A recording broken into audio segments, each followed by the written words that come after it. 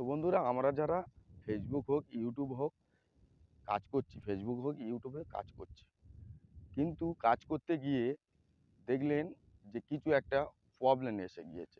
বারে বাহ! সেটা কপিরাইট হোক, কিছু একটা অসুবিধা হয়ে গিয়েছে, আমি বুঝতে পারছি।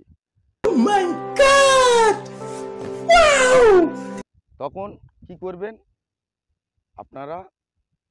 ফেসবুক হোক ইউটিউব হোক, প্রত্যেকটা কোম্পানি একটা করে সাইট করে রেখেছে, সেখানে রিপোর্ট করতে পারবেন। আমি যা বলছি সত্যি কথা। পারবেন আপনি কমেন্টের মাধ্যমে সব কিছু করতে পারবেন।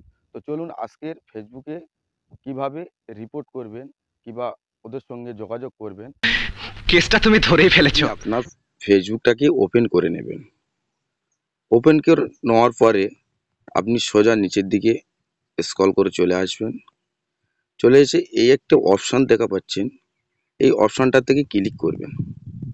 ক্লিক করা নেওয়ার পরে এই যে একটা অপশান রয়েছে, এই অপশানটা থেকে ক্লিক করে নেবেন। ক্লিক করে নেওয়ার পরে দ্বিতীয় অংশটাকে ক্লিক করবেন। কিছুক্ষণ লোড হওয়ার পরে আপনার একটি নতুন অপশান আসবে, এই অপশানটাতে ক্লিক করবেন।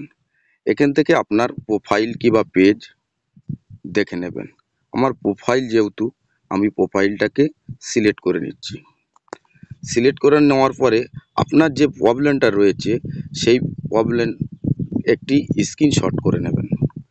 স্ক্রিনশটটা এখানে দিয়ে দেবেন।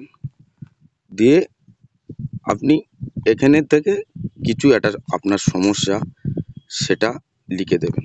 দিয়ে এই একটা অপশান পাচ্ছেন, এই অপশানটা থেকে সেন্ড করে দেবেন। দিলে 1 সপ্তাহ পরে আপনার রিপোর্টটা ঠিক হয়ে যাবে। তো বন্ধুরা, আশা করি বুঝতে পেরেছেন। ভিডিওটা ভালো লাগলে লাইক কমেন্ট করতে ভুলবেন না। कैसा लगा मेरा मजाक?